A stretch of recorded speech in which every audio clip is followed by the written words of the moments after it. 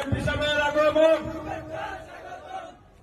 সম্মানিত উপস্থিতি, এমপি মহোদয় চলে আসছেন।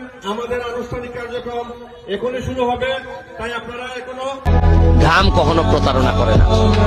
যে জায়গায় পারেন ঘামের মধ্য দিয়ে যদি সফলতা অর্জন করতে পারেন, মনে রাখবেন আপনাকে দিয়ে কিন্তু ইতিহাস বদলানো সম্ভব।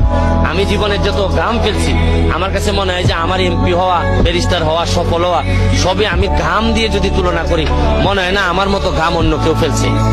যত লন্ডন থেকে শুরু করে বার করতে গিয়ে এই বিভিন্ন অড জব করা থেকে শুরু করে যে পরিমাণ ঘাম ফেলছি, এইটারই মূল্য আমি এখন পাচ্ছি। আমি কিন্তু ওভার ট্যালেন্ট কোনো ছেলে না, আমি একেবারে কষ্ট করে করে আসছি। অনেকে আছে সুপার ট্যালেন্টেড। শেখ হাসিনা কারোর সাথে জেলাসি করে না। Sheikh Hasina father of the নেশনের মেয়ে, বঙ্গবন্ধু শেখ মুজিবের মেয়ে।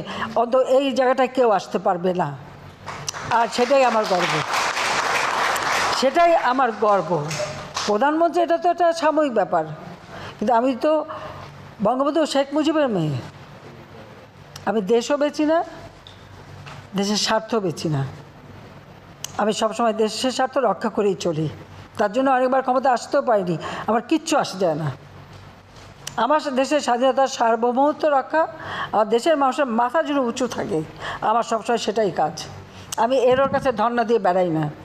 কারণ এখন জায়গায় জায়গায় দুয়ারে দুয়ারে, হ্যাঁ, এখন যে হচ্ছে মামলা সাজাপ্রাপ্ত আসামি, তাই সাজাপ্রাপ্ত আসামির পক্ষে এত কথা লেখে কীভাবে? ওই সাংবাদিককে জিজ্ঞেস করেন।